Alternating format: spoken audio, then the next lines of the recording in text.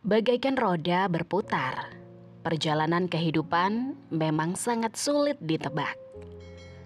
Terkadang, seseorang terlihat begitu beruntung dengan usaha minim yang mereka lakukan. Sebaliknya, ada pula mereka yang selalu berpikir menjadi orang yang tidak berguna karena merasa gagal dalam setiap usahanya. Sedih, kecewa, dan marah pasti menghantui.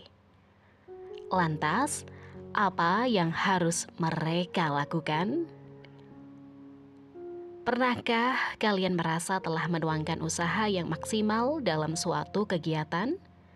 Namun, ternyata hasil yang kalian peroleh tidak sebanding dengan usaha yang dilakukan. Sialnya, hal tersebut tidak hanya terjadi sekali, tetapi 2 kali, 3 kali, bahkan lebih. Dengan begitu, apakah pernah terbesit di pikiran kalian bahwa sepertinya kalian adalah golongan orang yang tidak berguna? Berdasarkan penelitian Harmini dan Hidayat 2012, dalam jurnal psikologi menyatakan bahwa banyak orang yang tidak mempersiapkan diri untuk mendapatkan kegagalan dalam setiap usahanya. Oleh karena itu, hal tersebut membuat kegagalan terasa begitu menyakitkan.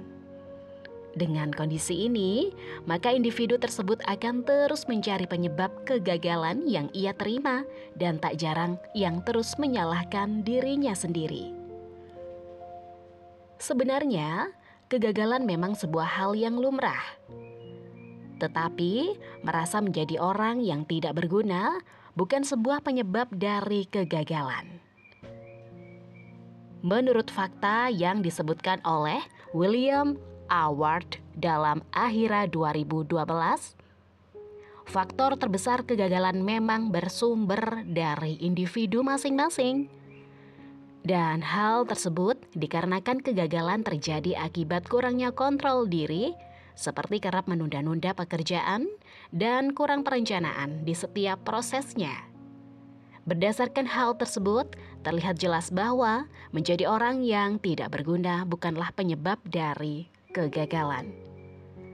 Oleh karena itu, untukmu yang saat ini mungkin sedang terpuruk dan seolah merasa tidak memiliki keahlian apapun, ayo kita lakukan 3 hal yang wajib diterapkan untuk menghilangkan perasaan tersebut.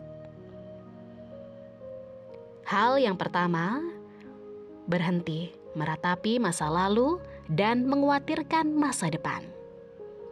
Masa lalu merupakan sebuah kejadian yang telah terlewat, tidak dapat untuk diubah lagi, dan tidak baik untuk terus disesali. Sedangkan masa depan adalah suatu misteri yang tidak dapat diprediksi. Meskipun masih menjadi misteri, masa depan pun dapat dipersiapkan mulai dari sekarang. Oleh karena itu, alangkah baiknya kita fokus kepada masa sekarang. Mulailah untuk mensyukuri segala sesuatu yang kita lakukan dan dapatkan untuk menyiapkan perjalanan masa depan dengan hari yang ikhlas dan damai. Sebab kita hidup untuk saat ini, bukan kemarin ataupun nanti. Berhenti rendah diri dan terus mengasihani diri sendiri. Saat kita merasa gagal dan menjadi orang yang sangat tidak berguna, ingatlah, di luar sana masih banyak sekali orang-orang yang lebih kurang beruntung.